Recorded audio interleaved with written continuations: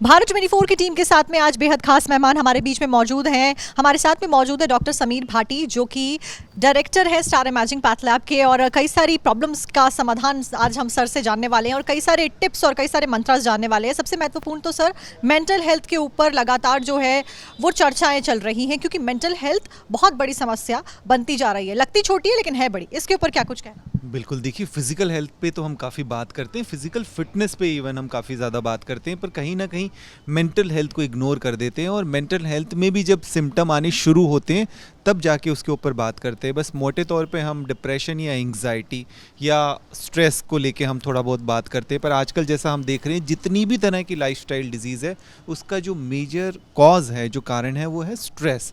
और स्ट्रेस के लिए देखिए हम बहुत ज़्यादा चीज़ें रेगुलर बेसिस पे अपने डे टू डे लाइफ में नहीं करते हैं।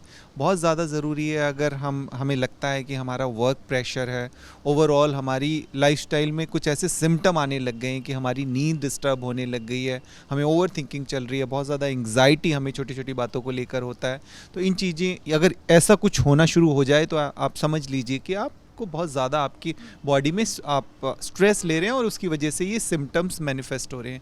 इसके लिए सबसे ज़्यादा ज़रूरी है कि आपको मेडिटेशन प्रैक्टिस करनी चाहिए।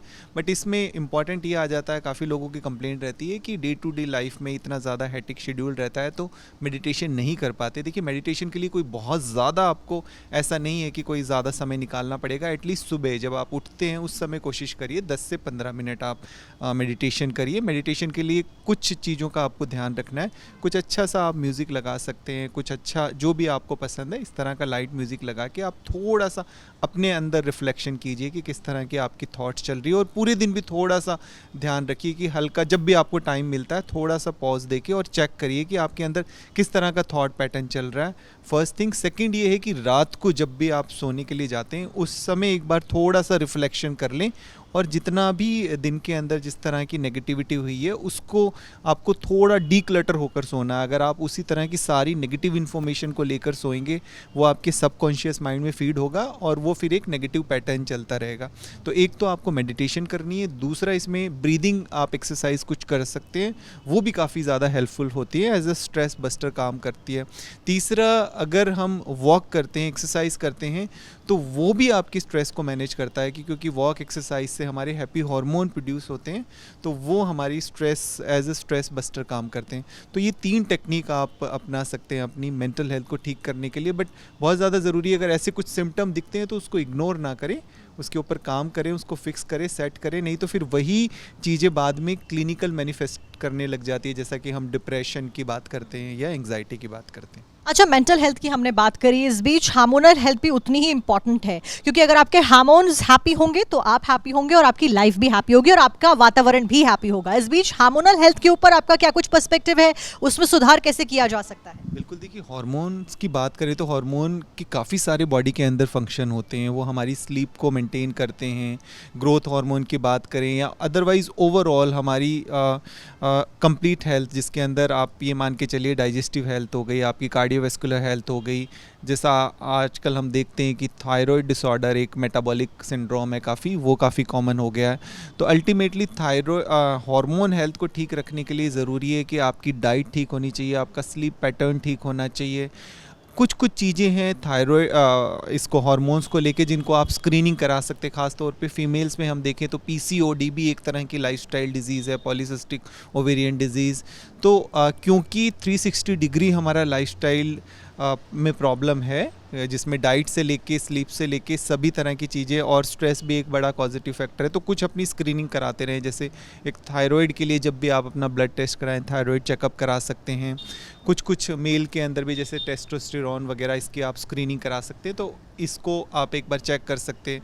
इसके अलावा सबसे इम्पॉर्टेंट इसके अंदर एक फैक्टर आ जाता है, ख़ास तौर पे अगर फीमेल्स के अंदर हम बात करें तो पीसीओडी लाइफस्टाइल डिजीज़ है, तो उसमें एक बार अपने कुछ स्क्रीनिंग टेस्ट होते हैं, जैसे आप अल्ट्रासाउंड करा सकते हैं। इसके अलावा LH, FSH, प्रोलैक्टिन, इस तरह के कुछ हार्मोन टेस्ट होते हैं, वो आप करा के जान सकते हैं कि अगर कहीं हार्मोनल कुछ डिस्टर्बेंस लग रहा है आपकी बायोकेमिस्ट्री में, आपके ब्लड पैरामीटर्स में, तो उसको आप फिक्स कर लें, नहीं तो वो प्रॉब्लम थोड़ी ज़्यादा बढ़ जाती है। और इसलिए कहा भी जाता है टेस्टिंग, ट्रेसिंग और फिर प्रिवेंटिंग।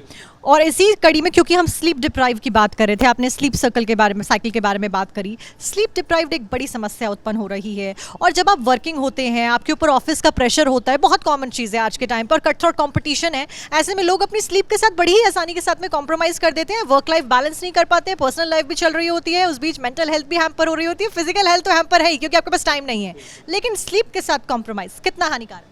देखिए स्लीप की अगर स्लीप डिप्राइव्ड हम रहते हैं और लंबे समय तक स्लीप डिप्राइव्ड रहते हैं तो वो बहुत बड़े कॉज बन जाता है, हमारा कार्डियोवैस्कुलर हेल्थ को अफेक्ट करता है, इवन वो ब्लड प्रेशर को आपके अफेक्ट करता है। आपकी अगर आपको नींद ठीक से नहीं आएगी तो आप पूरा दिन आपको लगेगा कि आप लिथार्जिक फील कर रहे हैं। तो काफ़ी इसका इम्पोर्टेंट रोल है। स्पेसिफिकली अगर हम बात करें लाइफस्टाइल डिजीज़ के अंदर, अगर स्लीप डिप्राइव्ड है तो वो भी एक बहुत बड़ा पॉजिटिव फैक्टर है। तो कुछ चीज़ों का आपको ध्यान रखना है। देखिए स्लीप में आपको एक स्लीप हाइजीन मेंटेन करके रखनी है कि जब भी आप सोने के लिए जाते हैं तो कोशिश करें कि सोने से 2 या 3 घंटे पहले आप अपना खाना खा लें, ताकि आपका बॉडी के डाइजेस्टिव सिस्टम को भी रेस्ट मिले। इसके अलावा कम से कम आधा या 1 घंटा पहले आप स्क्रीन का इस्तेमाल करना स्टॉप कर दें, नहीं तो हमारा मेलाटोनिन हार्मोन ठीक से रिलीज़ नहीं होता, क्योंकि जो मोबाइल या स्क्रीन की ब्लू लाइट है उसकी वजह से आपका हार्मोन मेलाटोनिन रिलीज़ नहीं होगा और आप क्वालिटी स्लीप नहीं ले पाएंगे। और उससे ज़्यादा ज़रूरी है कि देखिए स्लीप अगर आप पूरा 6 to 8 आवर्स नहीं ले पाते, काफ़ी कारणों की वजह से लेट हो जाते हैं, तो आप कोशिश करें कि दिन के अंदर जितना टाइम मिले तो थोड़ा आप नैप ले सकते हैं, पावरफुल नैप। उससे काफ़ी हद तक आप अपनी जो स्लीप का गैप है उसको फुलफ़िल कर सकते हैं। और एक अपना उठने का समय एटलीस्ट आप एक फ़िक्स कर लें, क्योंकि कई बार वीकेंड्स पे या ऑफ डेज़ के अंदर हम थोड़ा ज़्यादा सोते हैं। इस तरह से नहीं, एक वो आपको साइकिल अपनी फ़िक्स करनी है, तो इससे काफ़ी हद तक एटलीस्ट आप अपनी नींद की प्रॉब्लम को फिक्स कर पाएंगे। पर स्लीप को कभी भी हमें इग्नोर नहीं करना, इसको कई बार हम अंडर एस्टिमेट करते हैं, जिसकी वजह से कई तरह के बाद में कॉम्प्लिकेशन होना हमें शुरू हो जाते हैं। बहुत सारी छोटी छोटी चीज़ें होती हैं, जैसे हम स्लीप के ऊपर बात कर रहे थे, मेंटल हेल्थ के ऊपर बात कर रहे थे, जो कि लगती बहुत छोटी समस्या है लेकिन आगे जाके बड़ी समस्या में बनने में इनको टाइम नहीं लगता है। इस बीच में गट हेल्थ को लेकर भी अवेयरनेस आजकल बढ़ाई जा रही है, क्योंकि गट हेल्थ भी उतनी ही इंपॉर्टेंट है जितनी दूसरी हेल्थ का हमें ख्याल रखना होता है। बिल्कुल, देखिए गट हेल्थ की जिस तरह से हम बात करें तो अगर हमारा डाइजेस्टिव सिस्टम ठीक नहीं है, इवन गट हेल्थ की बात करें, आजकल देखिए कॉमन एसिडिटी हो गया, GERD हो गया, इसके अलावा ब्लॉटिंग की प्रॉब्लम हो गई, कॉन्स्टिपेशन हो गया, IBS हो गया, ये सब कारण है अगर आपकी गट हेल्थ कहीं से ठीक नहीं है। और अगर हम जैसा कोविड के दौरान भी बात कर रहे थे इम्यूनिटी की, हमारी 70% के करीब इम्यून सेल गट में होती है। तो अगर आपका गट हेल्थ ठीक नहीं है तो आपकी इम्यूनिटी भी वीक रहेगी, आपकी स्किन से लेके हर तरह की प्रॉब्लम के लिए हमारा गट रिस्पॉन्सिबल है। और जैसा कि आजकल हम बहुत अधिक एंटीबायोटिक्स ले लेते हैं, पेन किलर्स लेते हैं, एंटासिड ले लेते हैं, या हमारा जंक या फास्ट फूड है वो कहीं ना कहीं हमारी गट हेल्थ को बहुत बुरी तरह से अफेक्ट करता है। तो इस वजह से गट हेल्थ को ठीक करने के लिए सबसे इम्पॉर्टेंट है कि हम जितना हो सके फाइबर रिच डाइट लें, अपना लिक्विड इंटेक ठीक तरीके से रखें। स्लीप मैनेजमेंट का गट हेल्थ के लिए बहुत ज़रूरी इम्पॉर्टेंट रोल है। आपकी नींद ठीक होनी चाहिए।